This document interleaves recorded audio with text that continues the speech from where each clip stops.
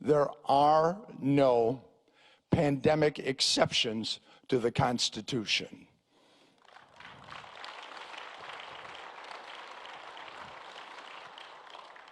And how do we know that? Well, we know that in this way. There's a couple of ways that you determine constitutional meaning and that you can learn what they meant when they wrote the Constitution or when a law was passed. One of the ways that you determine what things mean is how the people who were involved with the creation of a particular document lived their lives at the time that the document was created.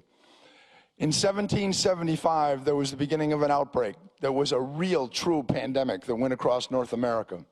It was a smallpox pandemic.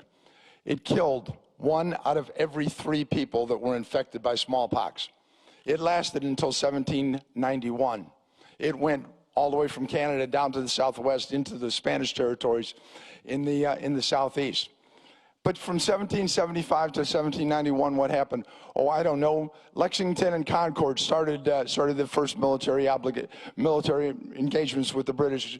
It grew into Bunker Hill in 1775. Shortly thereafter, George Washington was appointed commander of the newly formed Continental Army. After that, ultimately, we issued the Declaration of Independence in 1776. Over the next 7 years, we fought a war. And we fought a war that we won against the world's greatest superpower at that time. And during the course of that, in 1781, we created the Articles of Confederation, which was the first organization for this government. After that, after the war was over, they weren't quite satisfied with what was going on, so they started working on a new document. But I also want to mention there was something called the Northwest Ordinance that was passed in 1787.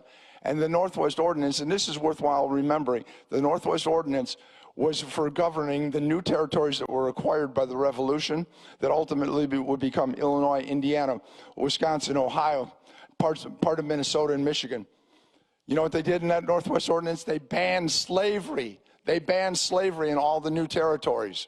So people that say that the founders did not care about this are misstating history. Slavery was banned in the new territories, and of course those territories provided the muscle to abolish slavery across the rest of the country later on. However, moving on from 1787, the Constitution was drafted and sent out for ratification. It was ratified in 1789, and the brand new government took place, got started, and in 1791, near the end of the smallpox pandemic, they had passed and adopted the Bill of Rights. Nobody said, oh, we got a pandemic, let's everybody stay home, let's social distance. No, they fought a war, they founded a country. And this is how we know there is no pandemic exception to the Constitution of the United States of America.